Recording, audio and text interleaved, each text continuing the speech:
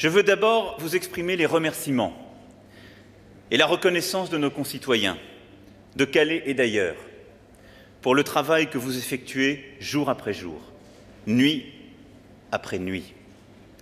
Travail remarquable mais peu connu, parfois décrié, souvent caricaturé. Les approximations sur votre action à Calais, parfois les mensonges, souvent les manipulations, ne visent au final qu'un seul but: mettre à mal la politique mise en œuvre par le gouvernement. La situation est ce qu'elle est par la brutalité du monde qui est le nôtre. Et il nous faut tout à la fois avoir cette humanité parce que ce sont des femmes et des hommes à qui nous la devons et nous devons la reconnaître, qui sont face à nous, mais parce que ce sont des femmes et des hommes fonctionnaires de notre République qui sont là, qui se sont engagés au quotidien et qui ont droit au respect eux aussi. Parce que c'est leur souci de chaque jour qui rend notre tranquillité possible. Parce que c'est leur engagement de chaque jour qui rend l'ordre de la République possible. Vous devez être exemplaires.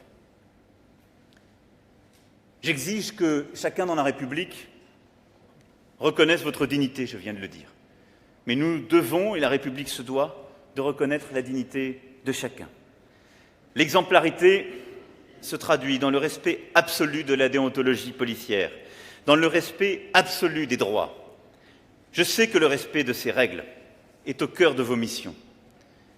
Je ne peux pas laisser accréditer l'idée que les forces de l'ordre exercent des violences physiques, confisquent des effets personnels, réveillent les personnes en pleine nuit, utilisent du gaz lacrymogène sur des points d'eau ou au moment de la distribution des repas.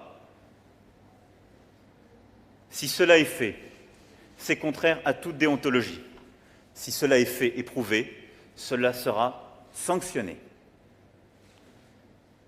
Pour autant, nous ne laisserons pas installer de nouvelles occupations illicites.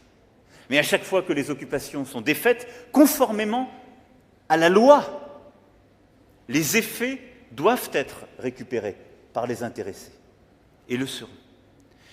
Depuis le mois d'août dernier, un système a été mis en place qui, dès l'arrivée de nouvelles forces, conduit à ce que celles-ci soient dûment réunies en sous-préfecture, puissent rencontrer les associations et que toutes ces règles déontologiques soient précisément rappelées. 13 réunions de ce type ont été tenues. Aucun manquement à la doctrine, à vos règles d'emploi qui sont formalisées et à la déontologie qui organise votre action ne sera toléré. Et si manquement il y a, les sanctions seront prises. La réaction des autorités, ma réaction, sera proportionnelle à la confiance sans faille que nous plaçons en vous.